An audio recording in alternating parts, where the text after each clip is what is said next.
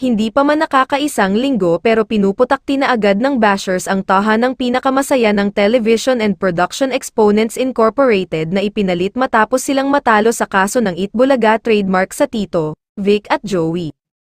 Sumingaw nitong Lunes na ginaya lang umano ng Tape Incorporated ang kanilang bagong logo sa isang proyekto ng lokal na pamahalaan ng lalawigan ng Quezon. Napaulat na pinaplano raw ng kampo ni Quezon Governor Helen Tan na maghain ng reklamo laban sa Tape Incorporated dahil sa panggagaya sa logo design. Sa isa nilang programa na tinatawag na Biyaheng Helen Tan, napansin ng ilan ang pagkakahawig ng logo nito sa tahanang pinakamasaya ng tape na sinimulang gamitin noong Sabado, ika-6 ng Enero. Wala pang opisyal na pahayag ang Quezon Provincial Government tungkol sa isyong ito. Samantala, tila may bagong pasaring naman si Master Henyo Joey De Leon laban sa karibal na programa sa kanyang IG post.